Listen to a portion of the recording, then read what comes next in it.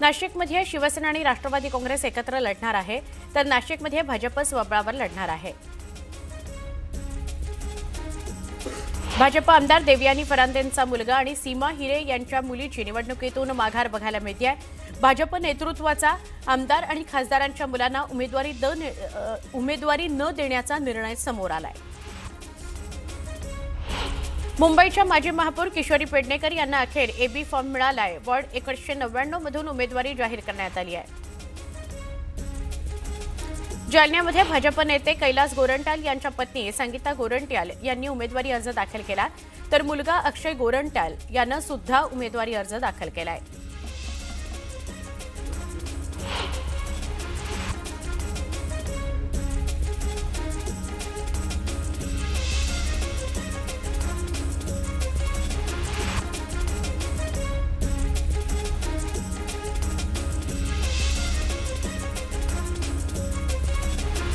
बातमी आहे जळगावमधून. जळगाव महानगरपालिकेमध्ये अनेक इच्छुकांची उमेदवारी अर्ज दाखल करण्याकरता मोठी गर्दी बघायला मिळाली.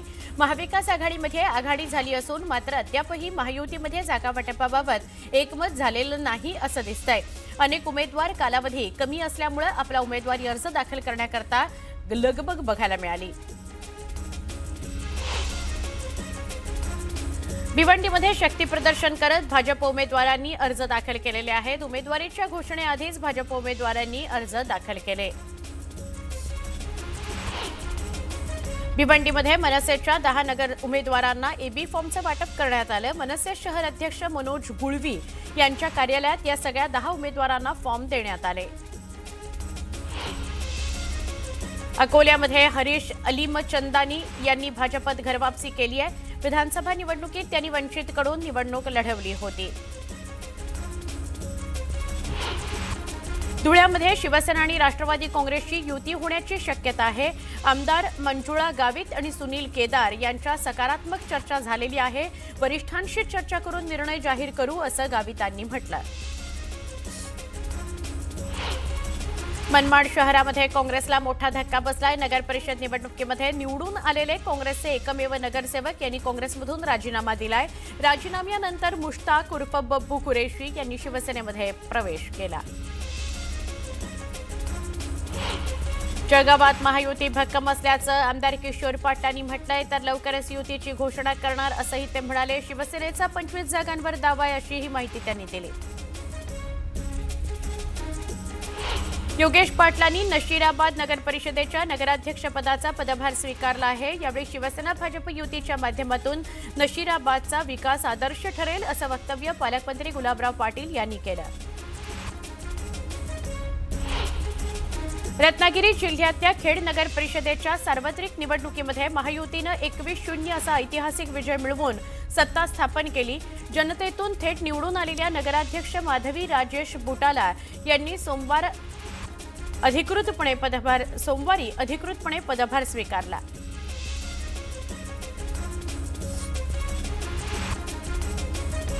रत्नागिरी नगर परिषदेच्या नवनिर्वाचित नगराध्यक्ष शिल्पा सुर्वे यांनी आपल्या नगराध्यक्षपदाचा पदभार स्वीकारला. यावेळी राज्याचे उद्योगमंत्री उदय सामंत यांचे पिताश्री उद्योजक अण्णा सामंत आणि शिवसेना पदाधिकारी आणि कार्यकर्ते मोठ्या संख्येने उपस्थित होते.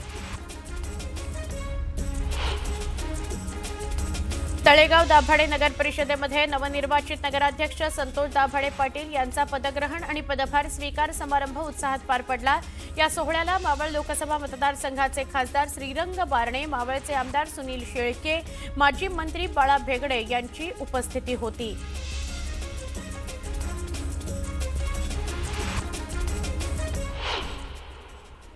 एक महत्त्वाची बातमी बघूया. पुण्यामध्ये शिवसेना आणि भाजपचा जागावाटपाचा तिढा अजून काही सुटलेला नाहीये आणि असं असताना शिवसेनेचे नेते रवींद्र धंगेकर यांनी उपमुख्यमंत्री अजित पवार यांची भेट घेतलेली आहे.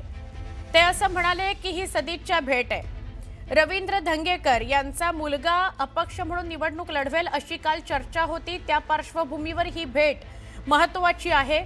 जागा वाटपाबाबत कोणताही प्रस्ताव दिला नसल्याचं रवींद्र धंगेकरांनी सांगितलंय. एकीकडे शिवसेना आणि भाजप जागा वाटपाची चर्चा सुरू असताना शिवसेनेचे नेते पदाधिकारी रवींद्र धंगेकर यांनी उपमुख्यमंत्री अजित पवार यांची भेट घेतलेली आहे. त्यामुळे भाजपवर दबाव टाकण्याची ही खेळी आहे का, अशी चर्चा रंगतीये.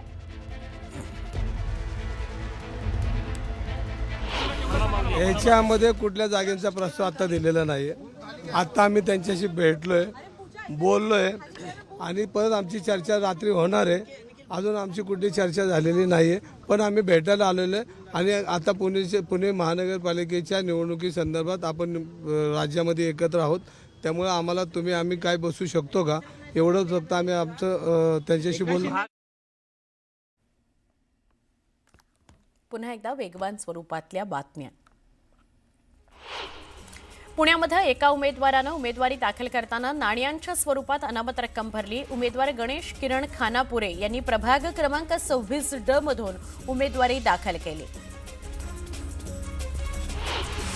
छत्रपती संभाजीनगरमध्ये शिवसेनेच्या जिल्हा प्रमुखांनी निवडणुकीतून माघार घेतली आहे. कार्यकर्त्यांना तिकीट मिळत नसल्याची खंत व्यक्त करत त्यांनी माघार घेतली आहे. तर 7 जणांची तिकीटं कापल्याचा आरोप राजेंद्र जंजाळ यांनी केलाय. शक्तीपीठ महामार्ग माढा मतदारसंघातून जाणार आहे. माढा तालुक्यातून जाणारा शक्तीपीठ महामार्ग, यामुळे क्रमवार शेतकऱ्यांमध्ये आनंदाचं वातावरण आहे. माढा इथं शेतकऱ्यांनी फटाके फोडत आणि पेढे वाटत शक्तीपीठ महामार्गाचं स्वागत केलं. छत्रपती संभाजीनगरमध्ये 1 कोटीच्या खंडणीकरता शेतकऱ्याचं अपहरण करण्यात आलंय. पोलिसांना आणि नागरिकांना सांगितल्यानं मारहाण करत हत्या करण्यात आली आहे. या प्रकरणात पोलिसांनी 5 जणांना अटक केली आहे.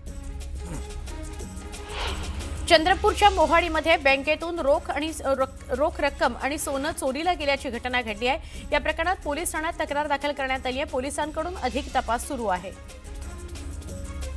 पालघरच्या बोईसर तारापूर एमआयडीसीमध्ये पुन्हा एकदा कारखान्याला आग लागली. यामुळे कारखान्यातील साहित्य जळून खाक झालं. सुदैवानं जीवितहानी झाली नाही. धरण गावामध्ये बीडीओच्या कार्यालयामध्ये आदिवासी बांधवांनी आंदोलन केलं. तातडीनं घरकुलाचा लाभ देण्याची मागणी करण्यात आली.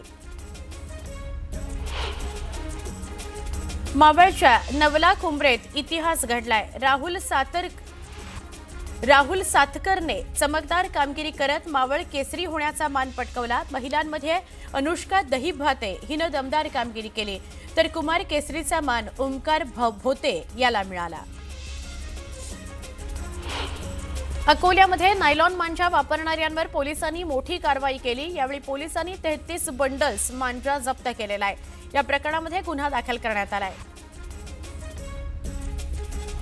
शक्तीपीठ महामार्ग माढा मतदारसंघातून जाणार आहे. माढा तालुक्यातून जाणारा शक्तीपीठ महामार्ग, यामुळे क्रमवार शेतकऱ्यांमध्ये आनंदाचं वातावरण होतं. माढा इथं शेतकऱ्यांनी फटाके फोडले, पेढे वाटले, शक्तीपीठ महामार्गाचं स्वागत केलं.